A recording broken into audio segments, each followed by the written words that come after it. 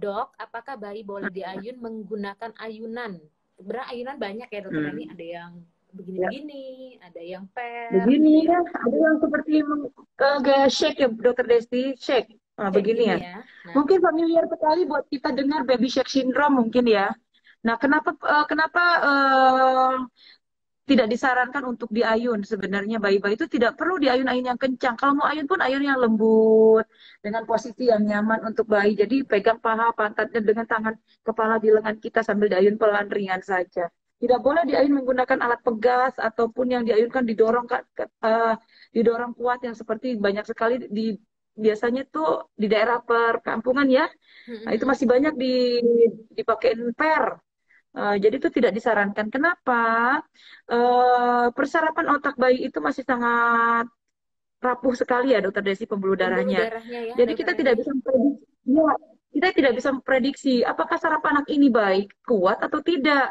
Jadi kenapa tidak disarankan bisa menyebabkan perdarahan intrakranial yang dikhawatirkan. Iya, Ujungnya perdarahan di otak sih, nanti Mams. Heeh. perdarahan otak betul, intrakranial otak. Nah itu Iya, tadi jadi tuh. mengenai ayun-ayun udah jelas ya Mams ya tadi ya, Udah walaupun jelas ya. terputus nggak boleh intinya ya, Ya, yang nggak dipel, boleh, yang nggak pegas boleh nggak aja. boleh. Ini kan Oke, ayun ringan saja, lembut, gentle ayunan begitu ringan ya, aja. buat kayak anak Mm-mm. minuman saja. Tidak boleh yang namanya di shake begitu.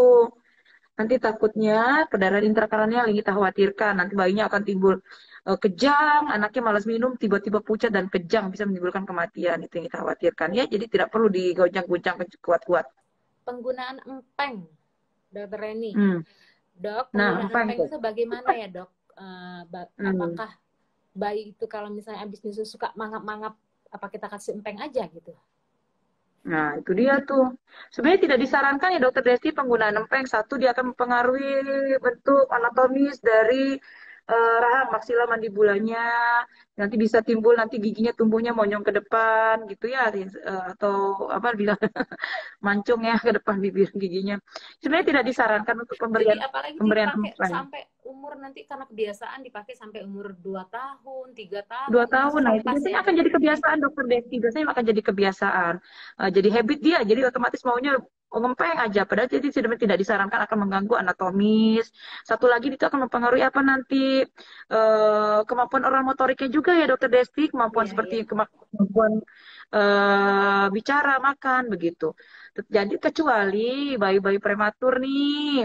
Bayi-bayi prematur kita pada saat perawatan itu untuk melatih oral motoriknya kita sering menggunakan empeng supaya apa melatih dia untuk ngenyot ya Dokter Desti. Iya, Nah, jadi heeh. boleh saja untuk bayi-bayi prematur. Tapi kalau bayi kita terem cukup bulan dengan minum ASINya aja bagus, nah, neteknya Nggak bagus, perlu ya. saya rasa tidak perlu penggunaan empeng, nggak usah ya. Jadi Mams, Jadi jangan nanti pula bayi prematur disarankan pakai empeng malah nggak mau dok. Jadi harus tepat guna ya dokter boleh. Reni ya. Jadi kalau bayi-bayi prematur kita jangan dikirain, "Wih dokter waktu tiba itu kok boleh pakai empeng kan nggak boleh, itu pakai dot nggak apa-apa." Itu kita kalau bayi prematur karena emang refleks untuk isapnya tuh belum adekuat untuk bayi-bayi prematur, apalagi di bawah 34 minggu ya Dokter Desti. Jadi itulah kenapa kita harus latih dengan penggunaan empeng itu untuk melatih oral motoriknya. Jadi dokter-dokter KFR pun untuk rehab medik pun biasanya menggunakan itu untuk melatih oral motoriknya selain untuk pijatan di rahang dan mulut bayinya begitu ya. Oke. Untuk bayi anak aterum saya rasa tidak perlu, tidak disarankan untuk penggunaan empeng.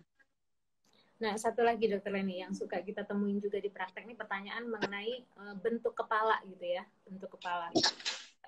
Kan bantal sekarang tuh kan ada yang bantal seperti donat gitu ya, dokter Leni ya. Sebenarnya kalau bayi itu dianjurkan bantal yang seperti itu atau bantal biasa, dokter Leni, atau malah nggak usah pakai bantal, biar Nah, oke. bentuk kepala tetap bagus. Ya, jadi kita harus tahu dulu anatomisnya ya pada bayi. Bayi itu caput yang apa occipitalnya itu akan Belakang lebih kepala besar ya. daripada ya belakang kepala itu akan lebih besar. Kenapa tidak kita sarankan kenapa bagaimana dengan bantalnya? Nah, hati-hati penggunaan bantal apalagi patahan yang rata. Yang kita takutkan adalah jika kepala belakangnya masih besar, itu kan jika diletakkan dengan bantal biasa, khawatirnya dia akan tertekuk untuk lehernya, kemudian akan Malah menutup menutup jalan jalan nafasnya. Jadi nafas. Iya, betul. iya menutup jalan nafas. Jadi sebenarnya tidak tidak memakai bantal pun malah akan semakin sebenarnya lebih baik. Tidak mau usah memakai bantal. Karena Iya, apa? Dia akan ya jadi akan lebih bentuk kepalanya supaya lebih bulat ya. Jadi tidak ada peyang-peyangan begitu Dokter Desti. Kan banyak sekali bayi anak yang mempertahankan satu posisi saja. Nah kita takutnya itu nih nanti ada tortikolis atau apa ya, tortikolis mungkin tahu ya. Jadi palanya akhirnya tegang terus. Jadi anak yang maunya ke arah kanan terus atau ke kiri terus begitu. Takutnya ada Iya. kelainan itu. Jadi Malah usahakan untuk anak kadang-kadang kita supaya kalau di rumah sakit ganjolnya ya, di belakang bahu ya Dokter di Leni ya. bahu, di belakang bahu. Kepala. Biasanya kita ganjal dengan kain atau guling Pedang kecil gitu dilipat ya. boleh ya. Ya, dilipat betul.